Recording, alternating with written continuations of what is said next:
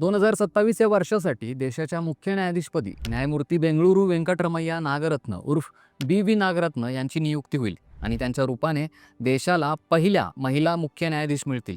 देशाच्या सर्वोच्च न्यायव्यवस्थेपदी त्यांची नियुक्ती हा अभिमानाचा विषय असला तरी फक्त 36 दिवसांसाठीच त्या मुख्य न्यायाधीश असणार आहेत. पण असं का ते सांगतो. भारतीय न्यायव्यवस्थेतील परंपरेनुसार सर्वोच्च न्यायालयाच्या सर्वात ज्येष्ठ न्यायाधीशांना सरन्यायाधीश पदावर नेमलं जातं. नागरत्न यांच्या ज्येष्ठतेनुसार त्या सरन्यायाधीश पदासाठी पात्र आहेत. त्यांची ही नियुक्ती सप्टेंबर 2027 मध्ये अपेक्षित आहे. पण भारताच्या सरन्यायाधीशांचा कार्यकाळ हा त्यांच्या निवृत्तीच्या वयावर अवलंबून असतो. भारतीय संविधानानुसार सर्वोच्च न्यायालयाच्या न्यायमूर्तींचं निवृत्तीचं वय हे 65 वर्ष आहे. न्यायमूर्ती नागरत्न यांचा जन्म 30 ऑक्टोबर 1962 रोजी झालाय. यानुसार 30 ऑक्टोबर 1927 रोजी त्या 65 वर्षांच्या होतील. त्यांच्या ज्येष्ठतेनुसार त्या 23 सप्टेंबर 2027 रोजी न्यायाधीश पदाची शपथ घेतील आणि 30 ऑक्टोबर 2027 पर्यंतच त्या पदावर राहू शकतील. त्यानंतर त्या निवृत्त होतील. त्यामुळे त्यांचा कार्यकाळ हा फक्त 36 दिवसांचा असेल. न्यायमूर्ती नागरत्न यांनी आपल्या न्यायिक कारकिर्दीत अनेक निर्णयांमध्ये आपलं ठाम मत नोंदवलंय.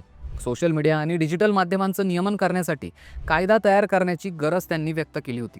लॉकडाऊनच्या नियमांविषयीही नागरिकांच्या मूलभूत हक्कांचं उल्लंघन होतंय का असा प्रश्न त्यांनी सरकारलाच विचारला होता. 2016 मध्ये केंद्र सरकारने घेतलेला नोटबंदीचा निर्णय उद्देशाने चांगला असला तरी तो कायद्याच्या चौकटीत योग्य नव्हता असंही त्या म्हणाल्या होत्या.